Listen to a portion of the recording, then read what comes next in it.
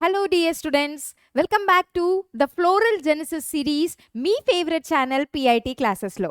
ఈరోజు మనం పార్థినోజెనసిస్ అలాగే పార్థినోకార్పీకి ఉన్న డిఫరెన్స్ గురించి నేర్చుకుందాం.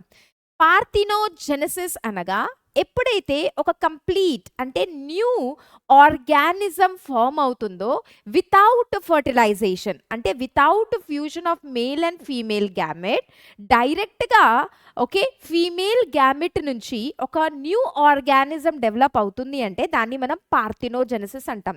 దీని బెస్ట్ ఎగ్జాంపుల్ వచ్చేసి మనం హనీబీస్లో చూడొచ్చు. ఈ హనీబీస్లో మేల్ హనీబీస్ ఏవైతే ఉన్నాయో వాటిని మనం డ్రోన్స్ అని అంటాం. యాక్చువల్గా ఇవన్నీ కూడా వితౌట్ ఫర్టిలైజేషన్ జరిగాయన్నమాట. అంటే ఈ ఎగ్స్ అనేవి ఫర్టిలైజేషన్ అవ్వలేదు స్పర్మ్తో.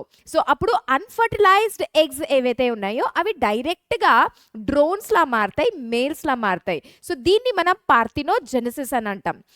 అలాగే పార్థినోకార్పీ అంటే ఏంటంటే when the fruits are formed without the fertilisation, ovary డైరెక్ట్గా ఫ్రూట్లో మారినప్పుడు మనం దీన్ని పార్థినోకార్పీ అని అంటాం.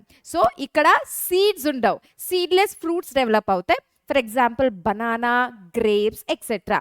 సో ఐ హోప్ మీకు పార్థినోజెనసిస్ అండ్ పార్థినోకార్పీలో ఉన్న మీనింగ్ అండ్ డిఫరెన్స్ అర్థమైంది.